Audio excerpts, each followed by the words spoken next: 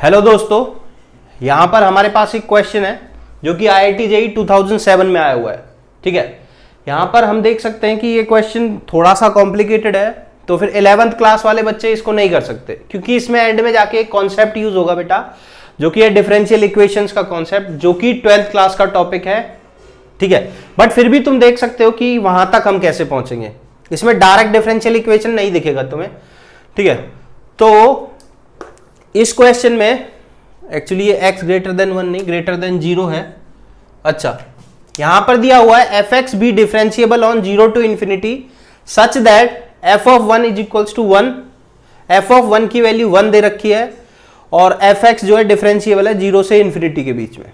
ठीक है, और यहां पर दे रखा है limit t tends to x, जब t को x डालेंगे तो इसकी वैल्यू 1 हो जाएगी for every x greater than 0। इसका मतलब क्या है, ये क्यों लिखा हुआ है?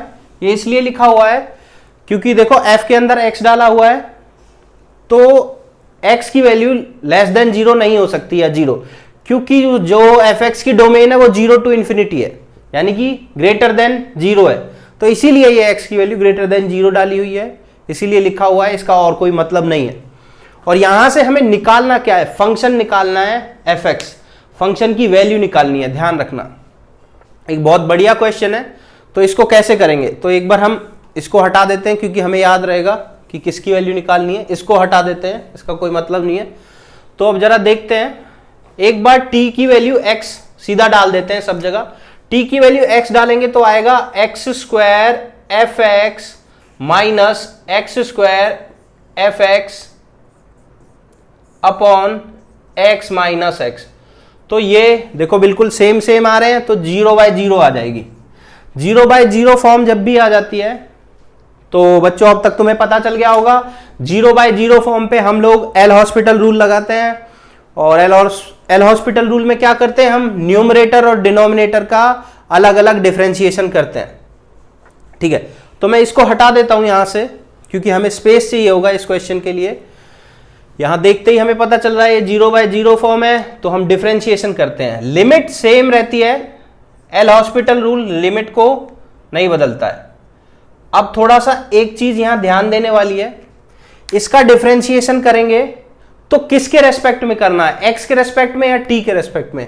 हमेशा उसके रेस्पेक्ट में करना होता है जिसकी वैल्यू हम कुछ डाल रहे होते हैं। तो t की वैल्यू x डाल रहे हैं तो t के रेस्पेक्ट में करना है, और अगर t के रेस्पेक्ट में करना है तो बेटा x को कांस्टेंट मान के चलेंगे। ध्यान रखना, x को कांस्टेंट मान के चलेंगे तो फिर यहां से हो जाएगा limit t tends to x, इसका होगा 2t f(x).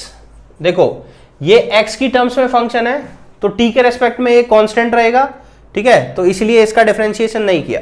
Minus x² constant रहेगा, ft का डिफरेंशिएशन f' आ जाएगा, अपॉन t माइनस x में t का डिफरेंशिएशन 1 आएगा, माइनस x का 0 तो नीचे आएगा 1, और इसकी वैल्यू आ रही है 1।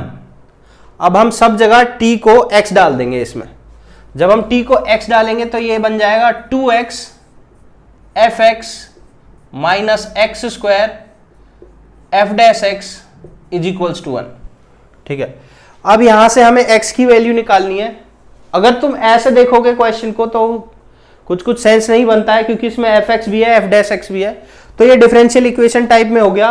और बच्चों अगर तुम f(x) को y मान लोगे, जो कि होता ही है क्योंकि हम f(x) को y एक्सिस पे डिनोट करते हैं, तो f(x) को y मान लो यहां पर, तो यहां पर वैल्यू पुट कर दो तो ये हो जाएगा 2xy माइनस x²। अगर f(x) है तो डिफरेंशिएशन करने पे f' की वैल्यू dy/dx होगी।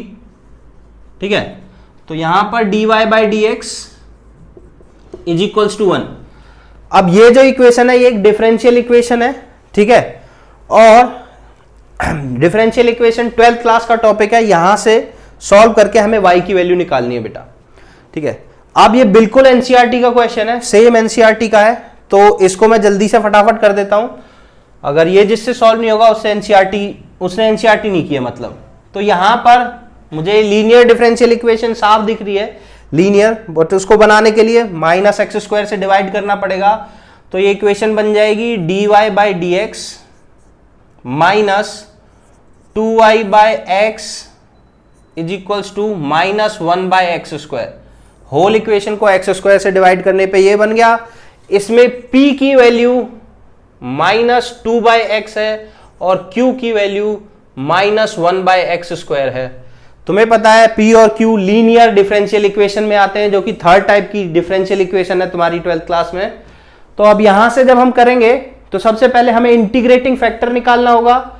इंटीग्रेटिंग फैक्टर 11th क्लास वालों को ये सब करने की जरूरत नहीं है, जब एक बार वो 12th का पढ़ लेंगे तो ये बहुत इजी चीज है।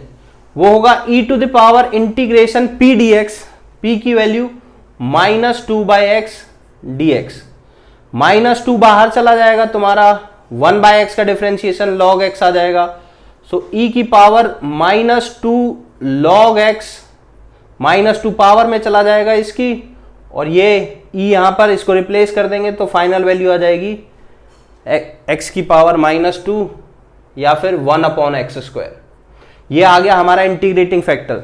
ध्यान रखना, हम a की पावर log b में उसको लिख सकते हैं b की पावर log a। ये चीज एनसीईआरटी की है, वैसे तुम्हें पता ही होगा। a और b को आपस में इंटरचेंज कर सकते हैं। जब हमने e और x की पावर माइनस 2 को इंटरचेंज किया तो log e की वैल्यू 1 हो गई और x की पावर माइनस 2 बचा, जो कि हो जाएगा 1 अपॉन एक्स स्क्वायर।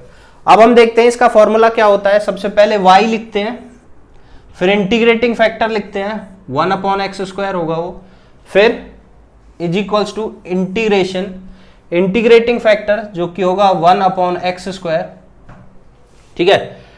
और उसके बाद हमारा q जो जिसकी वैल्यू है minus 1 upon x square dx। इसको सॉल्व करेंगे बेटा तो ये यहां पर आएगा y by x square is equals to minus 1 upon x की पावर 4।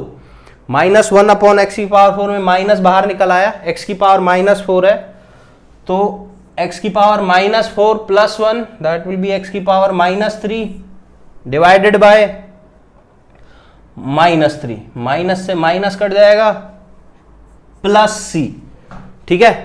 तो मैं ये वैल्यू इतनी दे रखी है। अब इसको अगर मैं ढंग से लिखूं तो यहां पर लिख लेते हैं हम y is equals to x square को उधर मल्टीप्लाई में भेज देते हैं, x square divided by 3x की पावर क्यूब प्लस सी एक्स स्क्वायर। एक्स स्क्वायर से इसको काटो 1 अपॉन 3x बचेगा। c की वैल्यू हमें निकालनी है और हमें दे रखा है, अगर हम y क्या है तुम्हारा, y हमारा fx है, अगर x को 1 पुट कर देंगे तो उसकी वैल्यू 1 आएगी, तो उससे c की वैल्यू निकल आएगी। तो यहां से f ऑफ 1 डालेंगे तो इसकी वैल्यू 1, और यहां पे 1 अपॉन 3 प्लस c इंटू 1, तो c की वैल्यू आ जाएगी 1 माइनस 1 अपॉन 3 जो कि हो जाएगा 2 अपॉन 3। सो यहां से आ जाएगा c is equals to 2 upon 3। तो हमारा टोटल फंक्शन हुआ जो fx वो होगा 1 upon 3x plus 2 upon 3 x square, ठीक है। 1 upon 3x plus 2 upon 3 x square जो कि हमारा ए ऑप्शन है। देखो बच्चों, मुझे पता है यहां पर थोड़ा ज्यादा ही घुमा फिरा के हो गया है, बट तुम्हें ये ध्यान रखना है दिस इज सीबीएसई, ये बिल्कुल सीबीएसई है, इसीलिए मैंने जल्दी जल्दी ऐसे ही कर दिया है बस, ठीक है।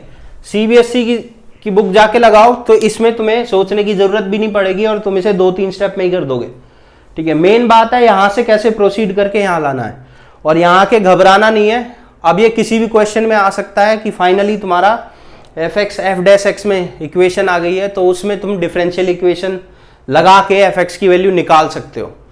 इस क्वेश्चन में घबराना नहीं है। और दूसरी चीज जो इस क्वेश्चन का कॉन्सेप्ट दिमाग में रखना है वो ये रखना है बेटा कि जब भी t x ऐसे 2 वेरिएबल हैं, ठीक है, और तुम उसका डिफरेंशिएशन कर रहे हो, ठीक है, तो तुम्हें सिर्फ इस वेरिएबल से मतलब होना चाहिए जिसकी वैल्यू हम कुछ और रखते हैं, t टेंड्स टू, जो टेंड कर रहा है, ठीक है। बाकी सारे वेरिएबल्स x y z कुछ भी हो उसमें, ठीक है, तो वो सारे कांस्टेंट माने जाएंगे, ठीक है। अनलेस टी की वैल्यू एक्स की टर्म्स में कुछ और दे रखी हो तो हम वो वैल्यू डाल देंगे और फिर उससे आ जाएगा। बट जब तक कुछ और नहीं दे रखा है, टी और एक्स में रिलेशन नहीं दे रखा है, तब तक तुम यही डालोगे और एक्स को कांस्टेंट मान के चलोगे, टी के रेस्पेक्ट में डिफरेंशिएशन करोगे और ये क्वेश्चन इस तरीके से हो जाएगा। ठीक है बेटा, फिर मिलते हैं।